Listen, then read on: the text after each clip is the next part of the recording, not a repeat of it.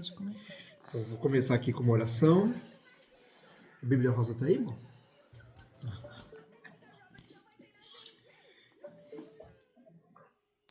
Você autoriza aqui para mim, irmão? Só que eu tô orando, se aparecer mais alguém.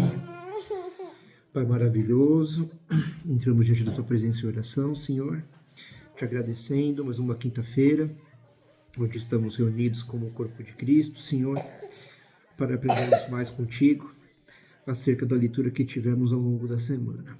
Em nome de Jesus, amém. Glória a Deus. Vamos começar. Então vamos começar primeiramente em 2 Timóteo.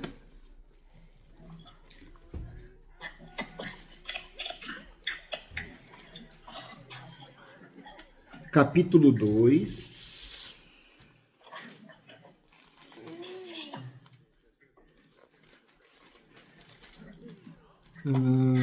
Alguém está com o microfone ligado? Eu acho que é a Vânia. Agora desligou. Pronto. Então, 2 Timóteo, capítulo 2, versículos 11 e 13. Diz assim.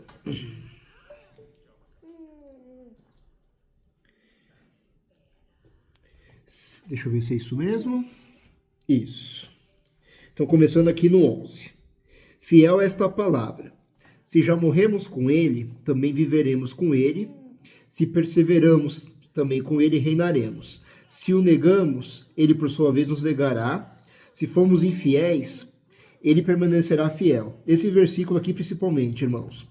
Pois de maneira nenhuma pode negar a si mesmo. Então está falando aqui da nossa condição de fidelidade e infidelidade em relação a Deus. Nós podemos ver isso expresso principalmente no apóstolo Pedro. O apóstolo Pedro, ele chegou a cumprir esse versículo em plenitude, né? Porque chegou o momento que ele negou o Senhor 3 vezes, e depois veio o arrependimento genuíno, e depois ele confessou o Senhor, né? Muitas vezes, inclusive perante a morte, se sentindo indigno de morrer uma morte de cruz semelhante ao Senhor, ele pediu, diz a tradição que ele pediu para ser crucificado de cabeça para baixo. Então você vê que no momento que Pedro negou ao Senhor 3 vezes, o Senhor o perdoou, o Senhor teve misericórdia dele e confiou a igreja nas mãos de Pedro depois, né? O redimindo, perguntando para Pedro se ele o amava 3 vezes, dando oportunidade para Pedro se redimir da negação de outrora. E em nenhum momento Deus se afastou de Pedro, o Senhor, ele desistiu de Pedro, mas a fidelidade que ele teve por Pedro, ele a manteve, ele a sustentou, porque ele não podia negar a si mesmo, a sua natureza, que era sem pecado. Então aqui mostra a importância, a fidelidade do Senhor, ainda nas nossas momentâneas infidelidades. E também nos mostra, como no exemplo de Pedro, que ainda que nós sejamos infiéis em algum momento da nossa vida, há sempre tempo de arrependimento, de mudança de vida, de mudança de conduta, para voltar a aceitar e não negar mais o Senhor e refazer a rota como Pedro refez. Essa oportunidade está aberta. É só nós não desistirmos e sempre irmos em direção ao Senhor. E depois, na sequência, temos o capítulo 3, do 14 ao 17, que vai falar bastante do que estamos vivendo aqui, ó. Então, capítulo 3 de 2 Timóteo, do 14 ao 17, diz assim: Quanto a você, permaneça naquilo que aprendeu e em que acredita firmemente, sabendo de quem você o aprendeu e que desde a infância você conhece as sagradas letras, que podem torná-lo sábio para a salvação pela fé em Cristo Jesus. Então aqui, Paulo pregou o evangelho a Timóteo e deixou claro para Timóteo que desde a meninice de Timóteo, desde a infância, ele já tinha conhecimento das Sagradas Escrituras. Ele já lia as Escrituras desde pequeno, desde menino, e está falando que as Escrituras nos dão o poder de nos tornarmos sábios, não um conhecimento bíblico externo, mas aquela sabedoria de Provérbios que eu já havia discutido com vocês, que é a capacidade de você se apartar do mal e escolher boas decisões e se manter no bem. Então a Escritura te dá esse poder de ser sábio, e essa sabedoria nos empurra para uma salvação segundo a fé em Cristo Jesus. Porque não é as nossas obras que irão nos salvar, mas é a fé no Senhor. Mas é justamente o permanecer em santidade, o permanecer dentro dessa sabedoria que nos ensina a se apartar do mal e escolher o bem, é que testemunha que a nossa fé no Senhor Jesus é verdadeira. Porque como é que nós vamos falar que nós cremos em Jesus, se não nós obedecemos, por exemplo, o Sermão da Montanha, onde ele nos deu diversas instruções, né? Diversos mandamentos. Então... Eita, amor, fechou aqui, eu acho, hein? Depois você dá uma olhada aqui. E fechou sozinho. Continuando aqui em cima, irmãos. Então... Vê se fechou mesmo, linda. Dou uma interrompida.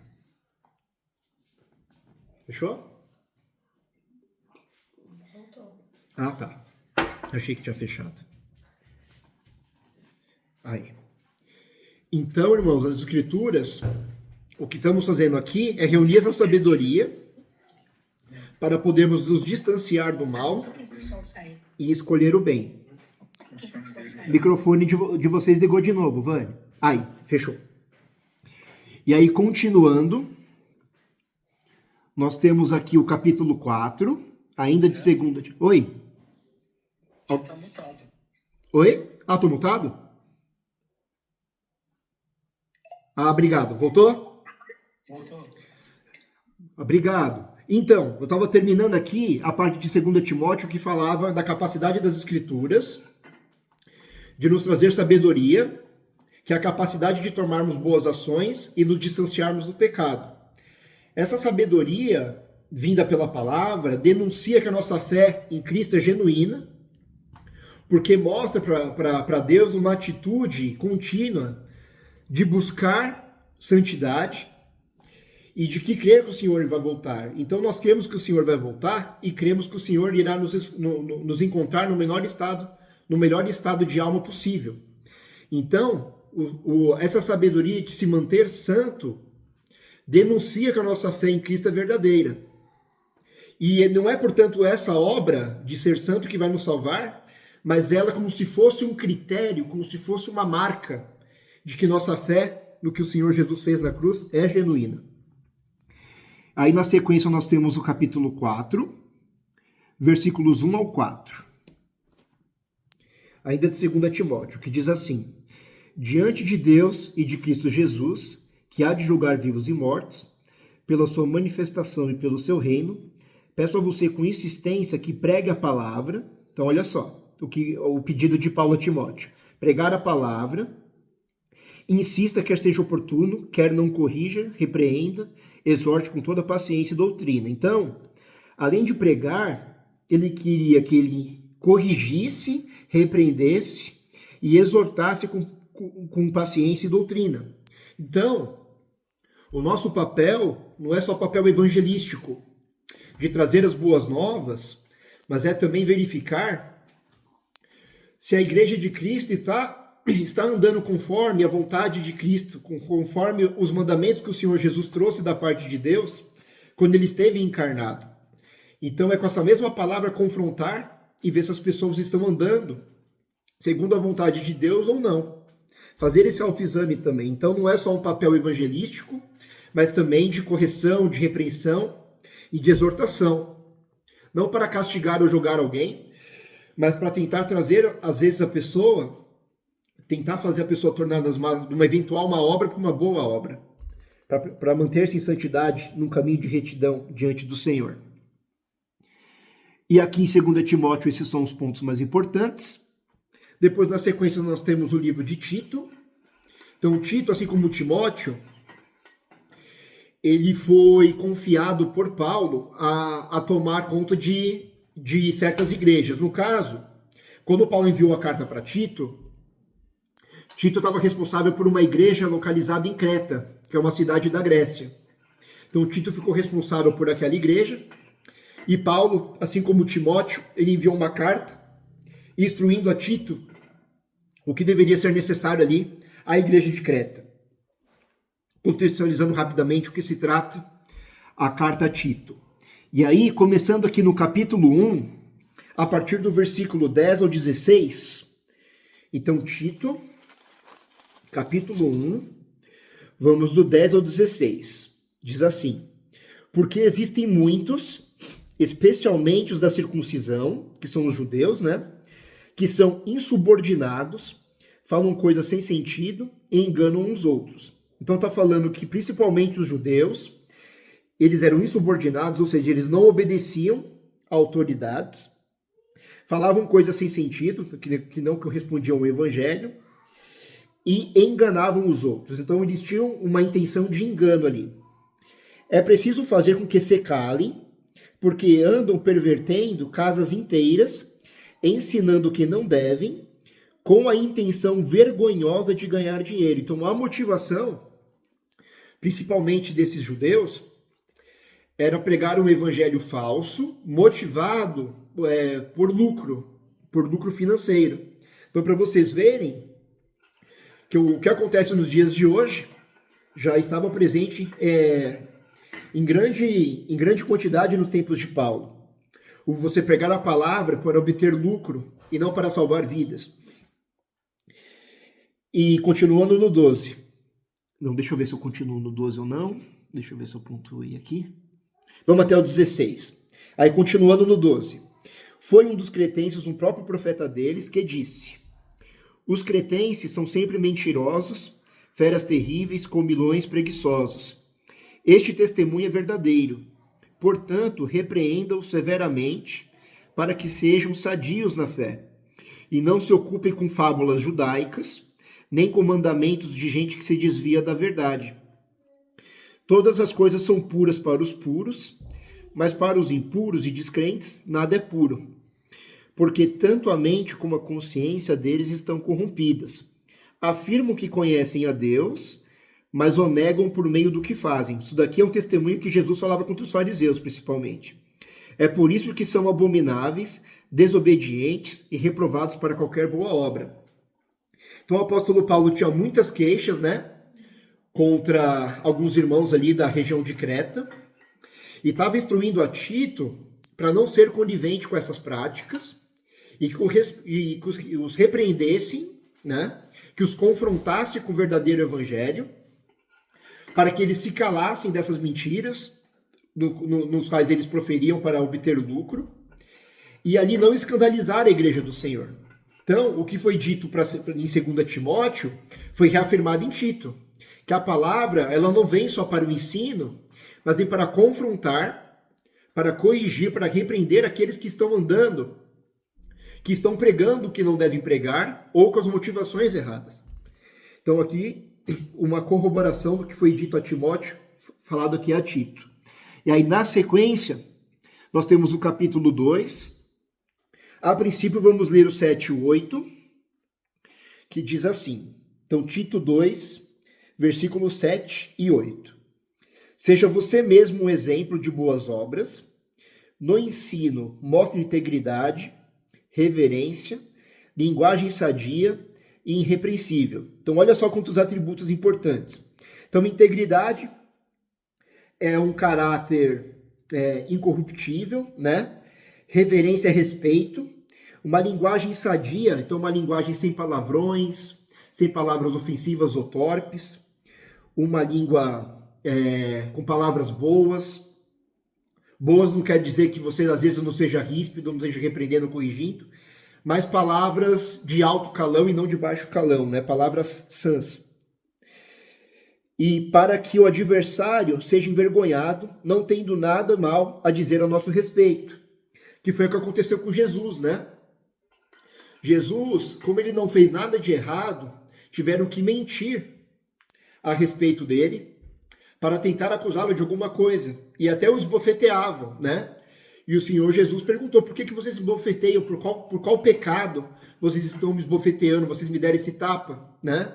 Assim como Estevão também foi caluniado Estevão andava de modo irrepreensível, e não tendo com que acusá-lo, Satanás teve que pautar uma acusação na mentira, gerar falsos testemunhos para poder acusar Estevão. Então, em nós, age o mesmo Espírito que esteve em Estevão e que esteve em Cristo. Que nós sejamos irrepreensíveis e prudentes em todos os caminhos, para que Satanás não ache brechas legais para nos atacar. Se ele tiver que nos atacar, que seja na ilegalidade. E aí, na sequência, eu quero pontuar também os versículos 12 e 13, ainda do capítulo 12, que diz assim. Deixa eu ler o 11 primeiro. Porque a graça de Deus se manifestou, trazendo salvação a todos. Ela nos educa para que, renegadas a impiedade e as paixões mundanas, ou seja, está pedindo para nós renunciarmos aos nossos desejos carnais, vivamos neste mundo de forma sensata, que é o que o livro de Provérbios nos ensina, justa e piedosa, aguardando a bendita esperança e a manifestação da glória do nosso grande Deus e Salvador Jesus Cristo. Então, aquilo que eu sempre falo para vocês toda quinta-feira. O objetivo principal é apartar-se do pecado, tentar viver em santidade todos os dias, aguardando a volta do Senhor. E essa escolha de viver em santidade é que irá apontar para a genuinidade da nossa fé em Cristo Jesus e em Deus que o enviou e ressuscitou dos mortos. E aí, na sequência, nós temos o capítulo 3 de Tito, onde Paulo praticamente prega um evangelho a Tito, traz esse evangelho para que Tito pudesse transmitir para o pessoal de Creta. Olha só que lindo que Paulo escreveu aqui, ó. Então, Tito 3, vamos a partir do versículo 2. Então, diz assim, que não difamem ninguém, que sejam pacíficos, cordiais, dando provas de toda cortesia para com todos, pois nós também, no passado, éramos insensatos, desobedientes, desgarrados, escravos de todo tipo de paixões e prazeres, vivendo em maldade e inveja, sendo odiados e odiando-nos uns aos outros. Mas quando se manifestou a bondade de Deus, nosso Salvador, e o seu amor por todos nós, ele nos salvou não por obras de justiça praticadas por nós. Olha só, mais uma vez. Então não é por obras de justiça, mas segundo a sua misericórdia. Então o Senhor olhou para nós estando em pecado, estando em desobediência, estando irritando o Senhor. Ele ainda assim escolheu ter misericórdia e nos amar, estando nós ainda em pecado.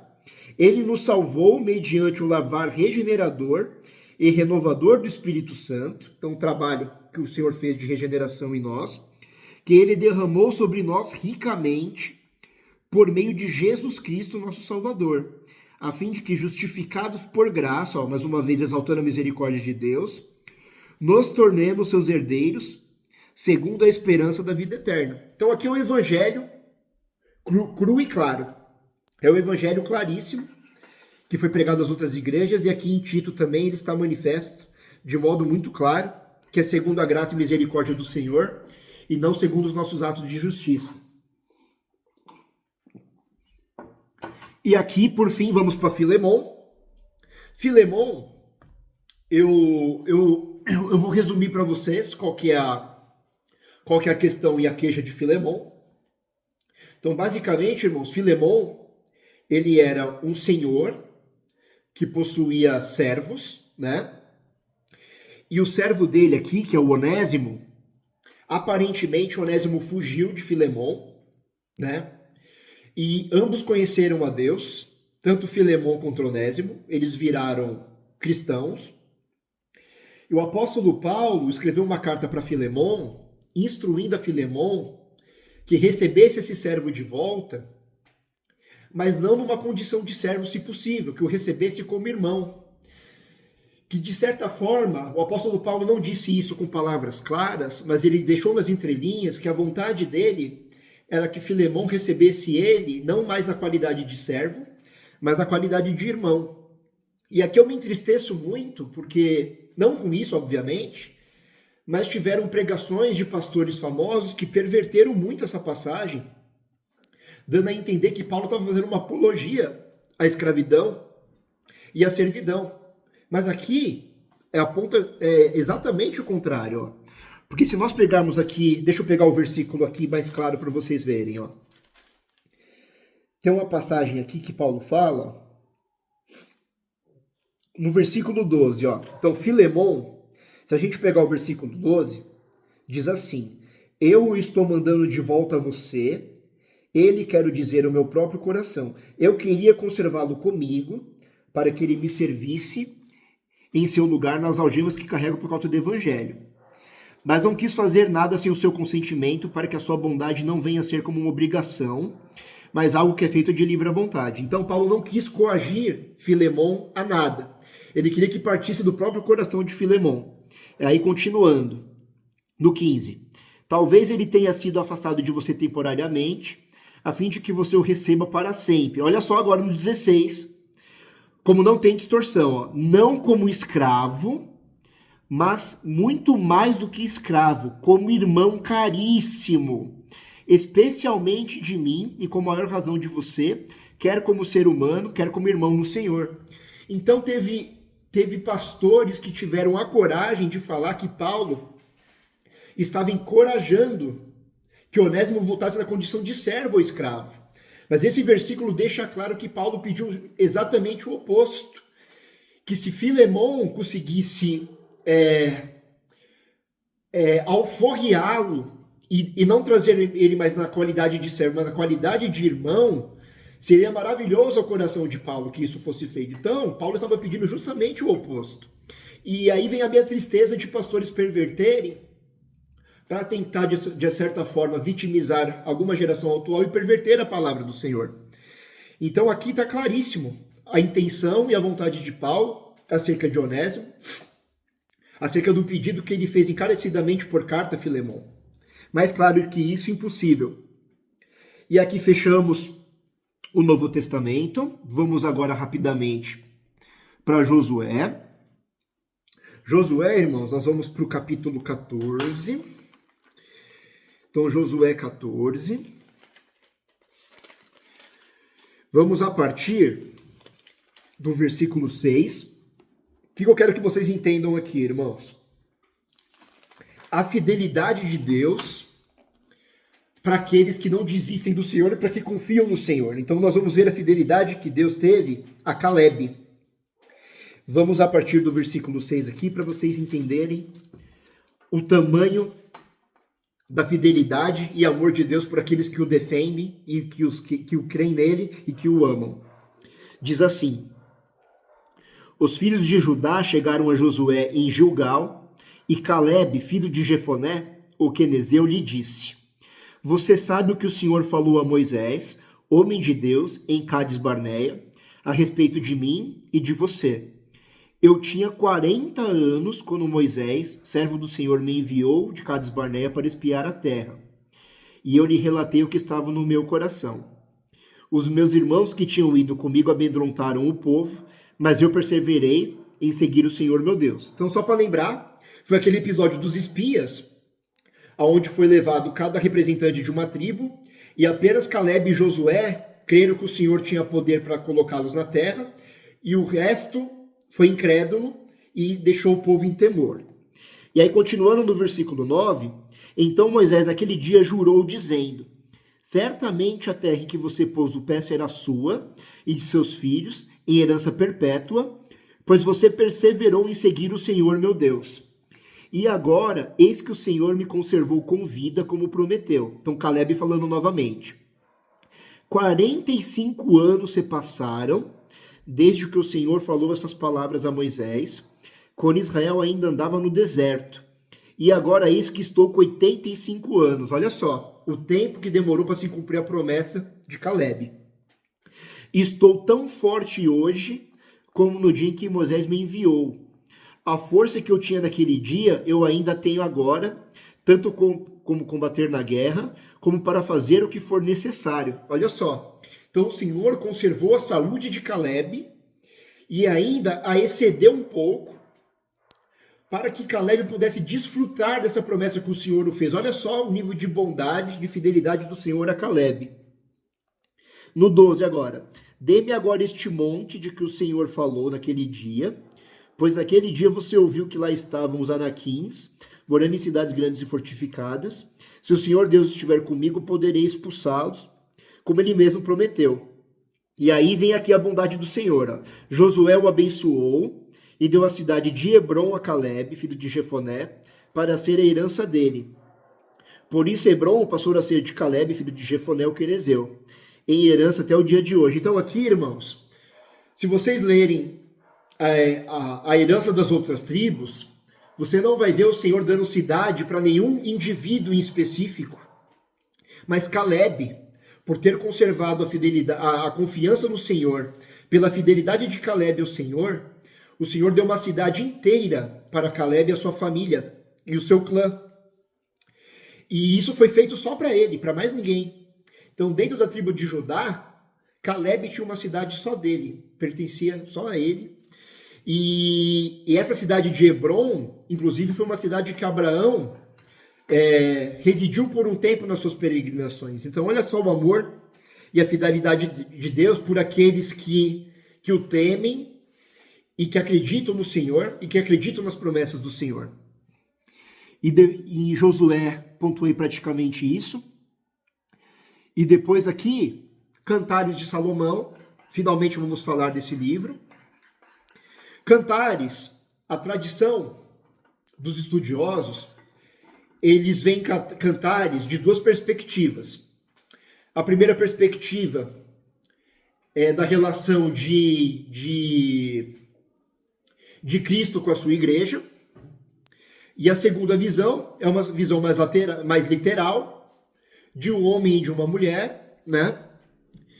E do afeiçoamento, né, que ambos têm, do desejo forte que um tem pelo outro, e da ânsia de um estar com o outro. Agora eu faço uma pergunta para todos vocês. Partindo do que vocês leram, vocês estariam propensos a acreditar na primeira versão ou na segunda versão? Podem responder. Olha, eu li pouco porque o que eu percebi que estava na segunda versão. Uma linguagem antiga, né, nosso tempo, e por isso eu não botei muito, eu não consegui relacionar muito com as coisas de Deus, entendeu? Sim, exatamente. Eu, sendo sincero, falando por mim, Leandro, lendo esse texto, eu achei muita forçação de barra, tentar atribuir um vínculo de Cristo à igreja, usando estes textos em específico de Cantares.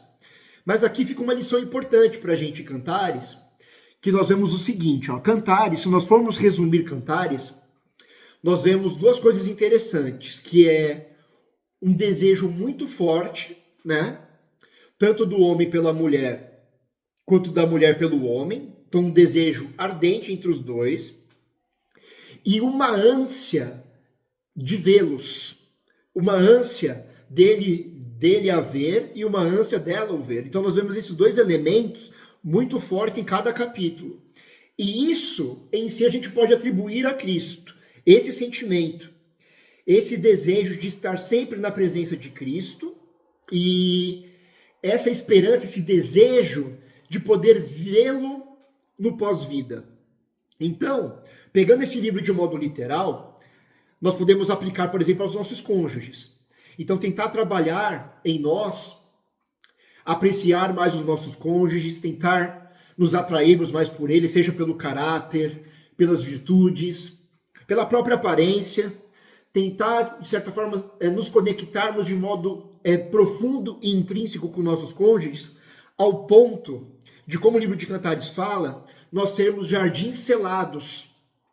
Eu achei esse termo muito bonito, vocês devem ter lido aqui em Cantares, o termo jardim selado, que significa que nenhuma outra pessoa tem acesso a esse jardim, a não ser o nosso amado ou nossa amada. Então, a lição literal de Cantares é que nós procuremos diariamente aumentar esse desejo, tanto carnal, quanto também de respeito, de reverência pelo nosso cônjuge, para que isso feche todas as outras portas e que ambos os cônjuges sejam jardins selados, um para o outro. E tomando Cantares de um modo metafórico, nós podemos pegar esse desejo e essa ânsia e transportarmos ela para a volta de Cristo. Ou seja, mantermos na parte de jardim selado, nos mantermos selados em relação ao pecado. Então, armarmos tanto a Cristo ao ponto de não darmos brecha para o pecado entrar dentro de nós. Então, fazer essa analogia, né, do Cantares literal com o Cantares metafórico. E nesse jardim selado, de não aceitar um outro servo, não ser servo do pecado e ser servo só do Senhor, ter essa ânsia, esse desejo da volta dele, de esperá-lo com essa ânsia, com essa paixão. Então a lição que fica em Cantares são essas duas. A literalidade, falando na nossa relação conjugal principalmente, e a metafórica, nos abstendo do pecado, nos guardamos no jardim selado do pecado, e tendo essa paixão, essa ânsia pela volta do Senhor em nós, como combustível para nos mantermos selados. Então, em Cantares, pontuei, acho importante trabalhar essas duas visões, embora o texto, olhando para o texto, porque o texto diz, ele é muito mais literal do que metafórico, mas dá para pegar esses sentimentos e aplicar ele de modo metafórico também, em direção a Cristo. E depois, finalmente, nós temos o profeta Isaías, que acredito que seja o profeta mais conhecido por todos nós. Vamos ver que existem grandes profetas também, que escreveram muitos capítulos, como Jeremias, como Ezequiel. E Daniel escreveu um pouco mais também, que são os profetas, que chamam de profetas maiores, né? E depois teremos profetas que escreveram menos. E Isaías, ele viveu debaixo de jurisdição de reis perversos, como Acás, né? Que era o marido de Jezabel, inclusive. Mas ele viveu também debaixo de reis justos, como Ezequias, né? Então Isaías, ele viveu tanto partes boas quanto partes ruins como profeta, né? Ele pegou reis bons e pegou reis maus. Mas no começo de Isaías, você vê que o bicho estava pegando, né? Você vê logo no capítulo 1 de Isaías que a chibata correu solta, né? Vou começar a ler com vocês aqui, ó. Só para vocês entenderem um pouco da indignação do Senhor. O que indignou o Senhor, ao ponto dele pedir para o profeta Isaías profetizar a respeito deles. Ó, então nós vamos começar aqui em Isaías 1. Vamos ler aqui, irmãos, rapidamente, a partir do 9. Diz assim, ó. Se o Senhor dos Exércitos não nos tivesse deixado algum sobrevivente, já nos teríamos tornado como Sodoma e semelhante a Gomorra. E nós sabemos que o fim de Sodoma e Gomorra foi a destruição por saraivas, por fogo, né? Por rochas de fogo. E aí começa no 10. Príncipes de Sodoma, olha que pesado isso, irmãos. Escutem a palavra do Senhor, povo de Gomorra. Dê ouvidos à lei do nosso Deus. O Senhor diz, de que me serve, olha só como começa. A multidão dos sacrifícios que vocês oferecem, estou farto dos holocaustos de carneiros e da gordura de animais cevados. Não me agrado do sangue de novilhos, nem de cordeiros, nem de bodes. Quando comparecem diante de mim, quem requereu de vocês esse pisotear dos meus átrios? Não me tragam mais ofertas vãs. O incenso é para mim abominação, e também as festas da lua nova, os sábados, a convocação das assembleias. Não posso suportar iniquidade associada à reunião solene. As festas da lua nova e as solenidades a minha alma as odeia, já são um peso para mim. Estou cansado de suportá-las. Então vocês lembram, irmão, da semana passada, quando eu falava, eu dei até o exemplo hipotético do Ari e do Cezinha, que eu falei que às vezes aquele que não está trabalhando, e assim como o apóstolo também ministrou sobre Marta e Maria, que às vezes aquele que aparentemente não está trabalhando, está conectado com o Senhor, está escutando a sua palavra, já está praticando, e às vezes aquele que está trabalhando é o que mais está desconectado, é o que mais está em pecado, é o que mais está aborrecendo o Senhor. Então aqui é a tradução do que eu disse para vocês na semana passada. Que o Senhor, ele se aborrece quando a gente pensa às vezes que a gente está indo no culto, que a gente está indo cultuar o Senhor. E no nosso coração nós estamos indo lá apenas marcar presença, e isso não é genuíno, não parte de dentro de nós, isso é abominável para o Senhor. Então, não é só estar presente fisicamente, mas é como o apóstolo diz, o culto começa já saindo de casa. Está no desejo, nessa ânsia de ir cultuar ao Senhor, quando você já decide estar lá antes mesmo de chegar. Então, os israelitas naquela época estavam fazendo de qualquer jeito. Eles cumpriam os rituais, degolavam os bezerros, não faltavam nas festas solenes, obedeciam às exterioridades da lei, mas o coração deles estava longe do Senhor. E isso é um perigo muito grande para nós. Ficarmos nesse piloto automático e fazermos tudo de modo automático e não estarmos fazendo com o coração inclinado e direcionado para o Senhor. Então a primeira cacetada é dessa natureza. E depois no capítulo 2, vem a prática de pecado mais comum ao povo de Israel, né? Então capítulo 2, no versículo 6, diz assim: Pois tu, Senhor, abandonaste o teu povo, a casa de Jacó. Olha por que o Senhor abandonou. Então o Senhor não abandona do nada. Olha o motivo. Porque eles se encheram da corrupção do Oriente, são adivinhos como os filisteus, e se associam com os filhos dos estrangeiros. Traduzindo para os nossos dias, seria mais ou menos assim. Nós somos santos, mas às vezes nós nos misturamos com o mundo, mas nos identificamos com certas práticas do mundo e nos contaminamos com o mundo. E de certa forma estamos divididos entre Deus e o mundo. E aí, a motivação do povo de Israel. Por que eles se associaram com os estrangeiros? Olha o versículo 7. A terra de Israel está cheia de prata e de ouro, e não tem fim os teus tesouros. Então, uma motivação financeira. Também está cheia de cavalos, e são incontáveis os seus carros de guerra. A terra de Israel também está cheia de ídolos, olha só. Eles adoram a obra das suas mãos, aquilo que os seus próprios dedos fizeram. Então, o agravo de Israel era se associar às más obras do mundo e se associar a elas com o objetivo de obter o lucro. Então, observem que o pecado do povo de Creta, lá da carta de Timóteo, já estava aqui também presente. Então, o associar-se com o mal, com o objetivo de visar lucro, e ainda assim sendo idólatras, ou seja, prestando culto, reverência, respeito, glorificação, aplausos para a criatura que foi feita por Deus e não para o Criador. Então olha só a gravidade. E aí o Senhor joga todo um juízo sobre eles. E aí na sequência nós temos o capítulo 5, que é muito parecido com uma parábola da vinha que o Senhor Jesus contou. Então o capítulo 5 de Isaías, versículos 1 ao 3 diz assim: Agora cantarei ao meu amado o seu cântico a respeito da sua vinha. O meu amado teve uma vinha numa colina fértil.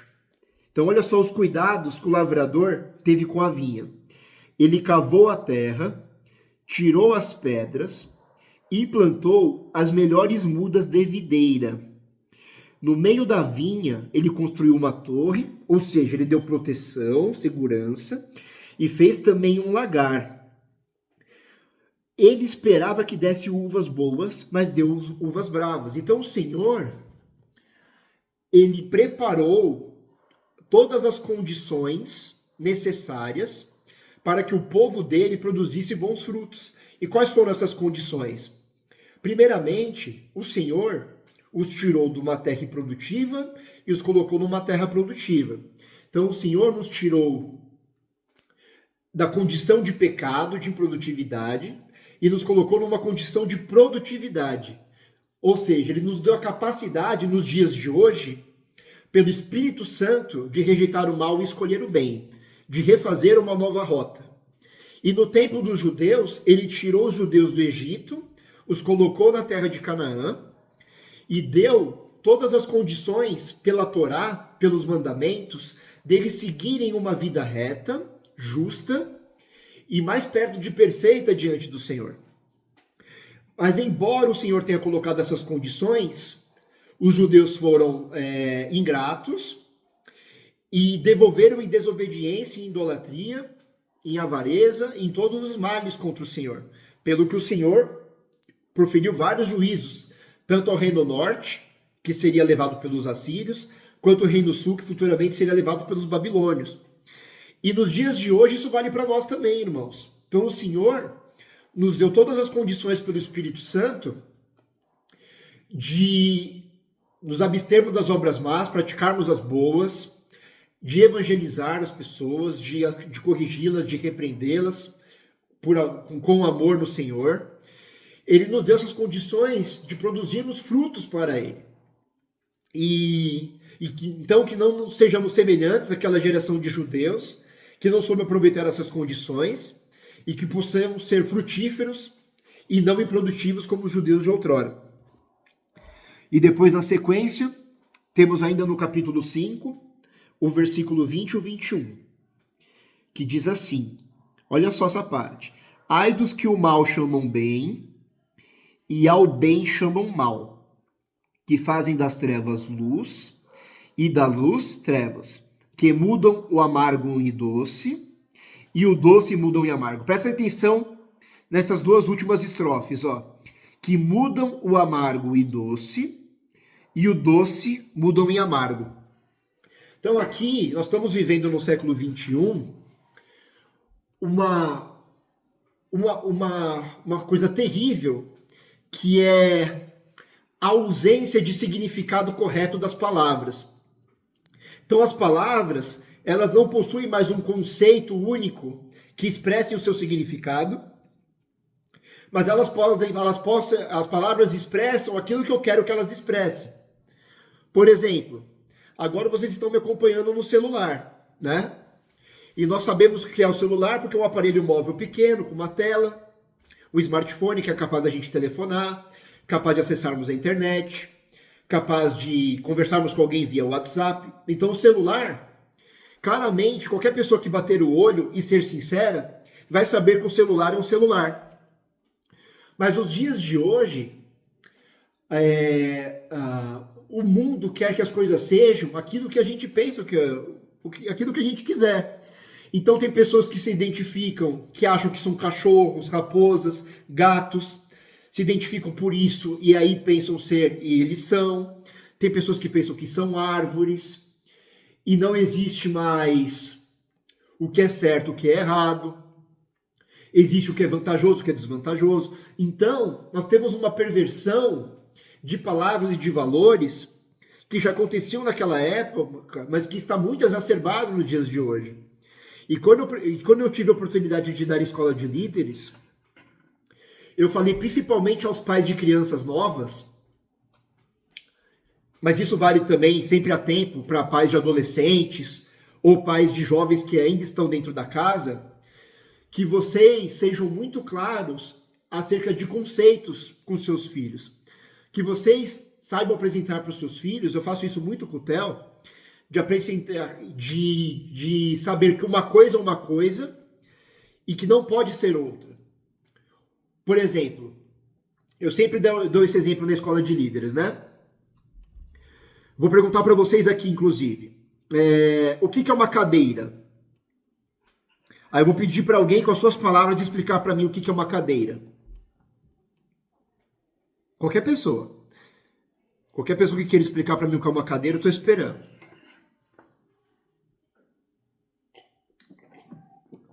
Para mim, uma cadeira é um assunto onde você senta confortável para fazer algo interessante que você precisa fazer. Jantar, tomar café, ler, perfeito, trabalhar.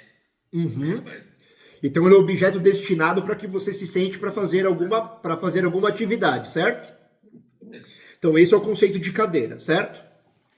Agora eu pergunto para vocês, se eu tirar o encosto da cadeira, imagina que eu tirei o encosto da cadeira, o que ela vira?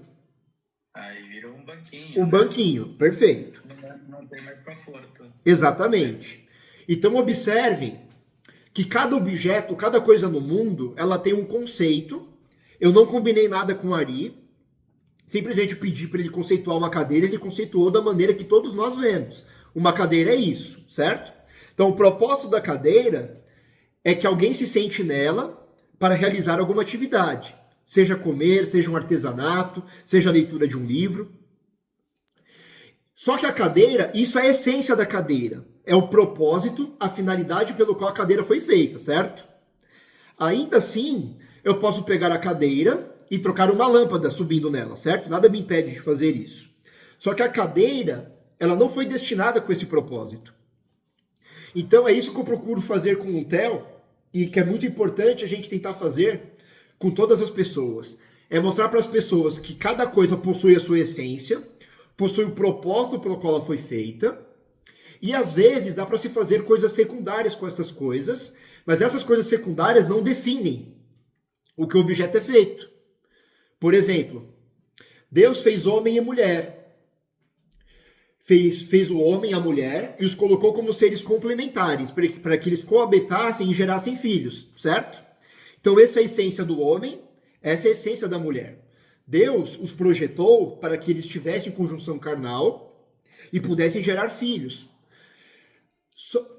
Como lemos em Romanos 1, existem homens e mulheres que procuram usar essa essência de uma forma secundária. Então, relacionando-se homem com homem e mulher com mulher. E vimos que em Romanos 1, isso era abominação para o Senhor. Então, aqui está um claro exemplo que não se resume só a objetos. Então, tudo que foi feito pelas mãos de Deus possui uma essência, possui um porquê foi feito, e o homem tem a escolha de poder seguir essa verdade, essa essência, ou perverter e tentar usar um modo secundário como primário. Vocês conseguiram entender esse exemplo? Quando o homem pega a ação secundária e tenta transformar na essência? Ficou claro essa parte? Se alguém tiver dúvida, me pergunta, porque isso é muito importante. Ficou claro a todos? A diferença do que é essência de uma coisa e do que é secundário? Bom, vou entender o silêncio de vocês como estão entendidos, certo? Mas se alguém quiser se manifestar, pode perguntar sem problemas. E aí, na sequência, quase finalizando aqui, nós temos o capítulo 6, versículos 9 e 10, que diz assim: Então ele disse, vá e diga a este povo, ouçam, então, mas sem entender, vejam, mas sem perceber. Torne insensível o coração deste povo, endureça-lhes os ouvidos e feche os olhos deles, para que não venham a ver com os olhos, ouvir com os ouvidos, e entender com o coração, e se convertam e sejam curados. Olha só a gravidade disso, irmãos. E agora eu vos pergunto, quando que esses dois versículos começaram a se cumprir? Vamos ver se vocês lembram.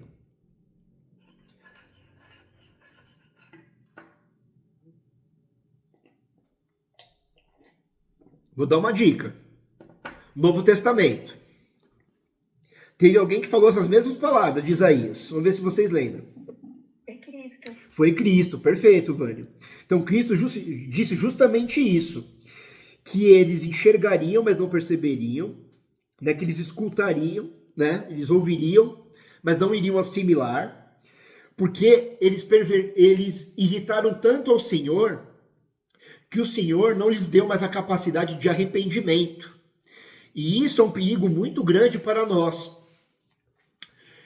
Porque quando nós vamos nos rebelando com o Senhor, vamos pegar o povo lá de Israel, do Egito, como exemplo, né? Antes do Senhor decidir enterrá-los no deserto, o Senhor falou que eles irritaram ele 10 vezes, de modo muito grande, antes do Senhor colocar aquele juízo de exterminá-los e fazer os seus filhos entrarem em Canaã. Então, o Senhor, ele tolera os nossos pecados espontâneos e premeditados até uma certa medida. Na medida que nós vamos pecando e não vamos nos arrependendo, o nosso coração vai endurecendo, o coração que era de carne vai voltando a ser de pedra, até chegar um ponto que o Senhor ele vai impossibilitar a nós de crer novamente e de nos arrependermos. E aí nós iremos apostatar e não teremos mais salvação. Então isso aconteceu com aquela geração no deserto, está acontecendo com parte dessa geração em Isaías, e pode acontecer conosco no tempo presente.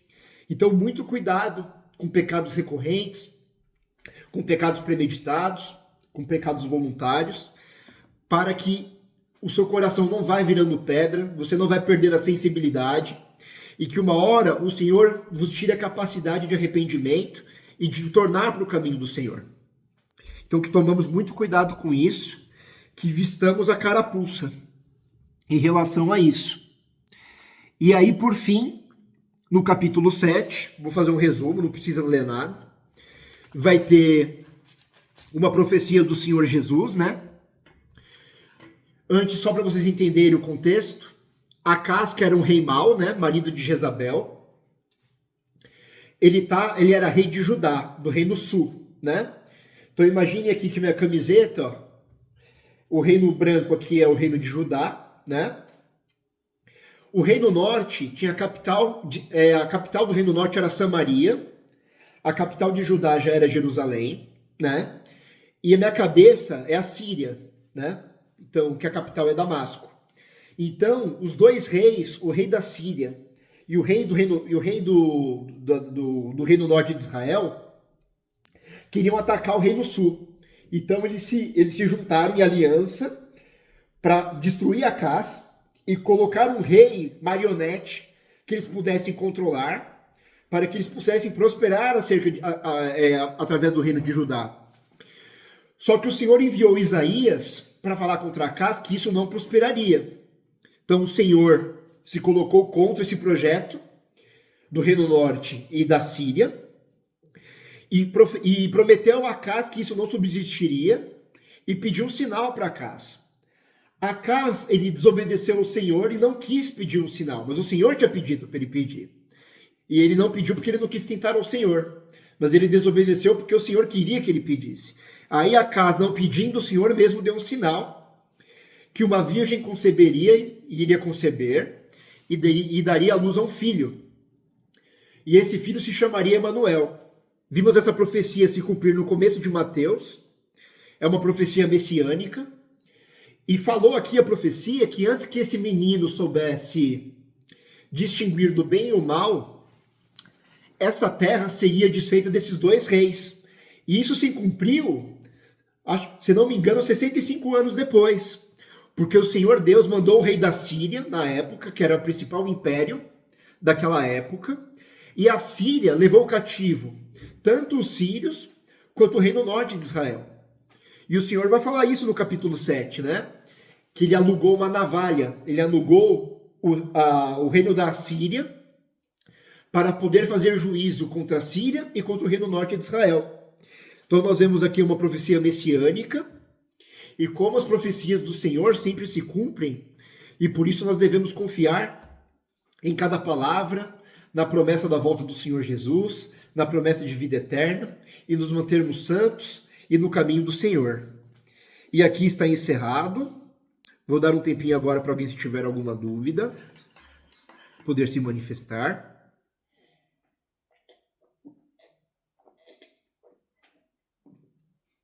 Do contrário, irei encerrar.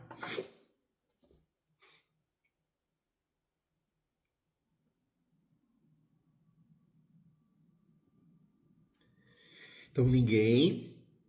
Mais uma vez eu pergunto para vocês, irmãos. Ficou claro aquela distinção que eu fiz entre essência de uma coisa e a função secundária? Podem responder com rápido sim todo mundo, se vocês compreenderam. Beleza. Apóstolo também, Ezinha também, muito bem. Quem quiser mandar um joia também, eu vou entender. Maravilha. Então, que bom. Eu quero que vocês observem bastante isso, porque essa é uma ferramenta muito útil nos dias de hoje. Vocês estarem atentos quando alguém está tentando perverter algum conceito, perverter ou alguma situação, alguma palavra, algum conceito, para vocês ficarem alertas, porque hoje é uma tendência muito grande. Vou fazer uma oração aqui de encerramento. Pai maravilhoso, Obrigado, Senhor, por mais essa reunião maravilhosa, Senhor. Obrigado pelos textos que o Senhor nos deu em 2 Timóteo, em Tito, em Filemão, Senhor. Cartas que o apóstolo Paulo enviou a eles para poder formar os melhores presbíteros, os melhores pastores, para também que eles se alcatelassem das falsas doutrinas, mas que as confrontassem, que não fossem cúmplices na perversidade daquelas falsas doutrinas. Obrigado também pelo texto de Filemão, onde o Senhor mostrou a importância de recebermos a todos como irmãos, a tentarmos quebrarmos todas as relações de hierarquia, de poder entre nós, que haja só um laço horizontal de irmandade, que não haja verticalidade entre os irmãos em Cristo. Obrigado também por nos mostrar a sua fidelidade em Josué, Senhor, o quanto você foi fiel a Caleb. Obrigado pela lição de Cantares, Senhor, que nós podemos ser jardim selado contra o pecado, que nós podemos também nos inflamar e nos apaixonar e estarmos sempre conectados com os nossos cônjuges. E por fim, obrigado, Senhor, pelas advertências do profeta Isaías, para que possamos escapar daqueles juízos dos quais os judeus do passado caíram, Senhor. Que sejamos sábios e prudentes e possamos nos desviar daquelas veredas para que agrademos o Senhor e esperemos a volta dele em santidade. Em nome de Jesus, te peço ainda mais força para as demais leituras e que estejamos aqui em seu nome reunidos quinta-feira que vem para aprendermos mais. Em nome de Jesus. Amém. Glória a Deus. Está encerrado, amados. Uma excelente semana a todos. Amém. Nos vemos no domingo, pela graça de Deus. Boa noite para todos. Beijos. Boa noite. Boa noite. Tchau.